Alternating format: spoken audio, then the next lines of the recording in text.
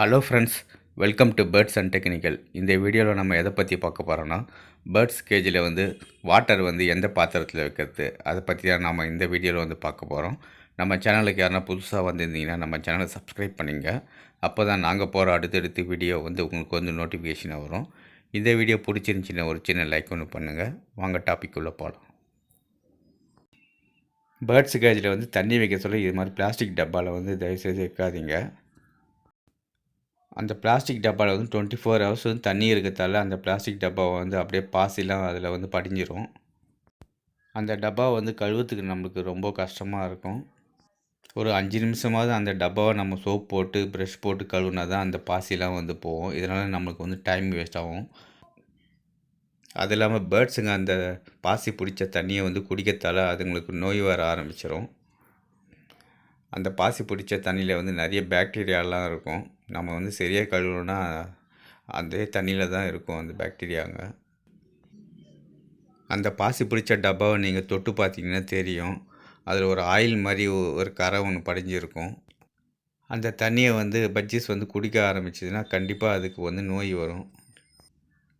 அதனால் எப்போவுமே birds கேஜில் plastic டப்பாவில் தண்ணி வைக்கவே வைக்காதீங்க. சில பேர் பிளாஸ்டிக் பாட்டிலில் தண்ணி வச்சுருப்பாங்க உள்ளார. அதில் கூட பாசி பிடிக்கிறதுக்கு சான்சஸ் அதிகமாக இருக்குது. அதனால் பேர்ட்ஸ் கேஜில் தண்ணி வைக்க சொல்ல மண் பாத்திரத்தில் எப்போவுமே தண்ணி வைங்க. அதில் பாசி பிடிக்கிறதுக்கு சான்சஸே கிடையாது. நீங்கள் லைட்டாக கழுவி அலசி ஊற்றிட்டிங்கன்னா போதும். பியூராக இருக்கும் தண்ணி. பட்ஜஸ்க்கும் எந்த வித நோயும் வராது. பானை வைக்கிற கடையிலேயே அந்த தட்டும் உங்களுக்கு கிடைக்கும். அதில் நீங்கள் தண்ணி ஊற்றி வைங்க பறவைங்களுக்கு. நீங்கள் அந்த தட்டை 2-3 நாள் கழுவாமல் வச்சுருந்தா கூட அதில் பாசி வரவே வராது.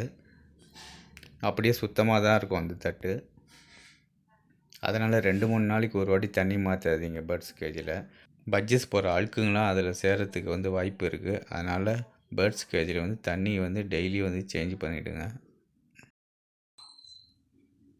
வெயில் காலத்தில் பிளாஸ்டிக் டப்பாவில் தண்ணி வச்சோம்னா அதில் சூடாக இருக்கும். எப்போவுமே பட்ஜஸ்ங்க குடிக்கிறதுக்கு ரொம்பவே யோசிக்கும். மண் பாத்திரத்தில் அதுவே தண்ணி வச்சோம்னா அதுங்க குடிக்கிறதுக்கும் நல்லாயிருக்கும், குளிக்கிறதுக்கும் நல்லாயிருக்கும். மண் பாத்திரத்தை நம்ம யூஸ் பண்ணும்போது கொஞ்சம் பொறுமையாக கையாளணும். அதை இல்லைனா உடஞ்சிரும். இப்போ வர சம்மர் டைம் வரப்போகுது.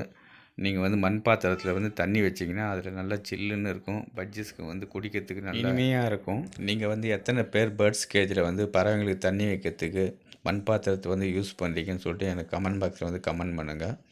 ஓகே ஃப்ரெண்ட்ஸ், இந்த வீடியோ பிடிச்சிருந்துச்சின்னா லைக் பண்ணுங்கள், ஷேர் பண்ணுங்கள், கமெண்ட் பண்ணுங்கள், சப்ஸ்கிரைப் பண்ணுங்கள். தேங்க்ஸ் ஃபார் வாட்சிங். நெக்ஸ்ட் வீடியோவில் பார்ப்போம்.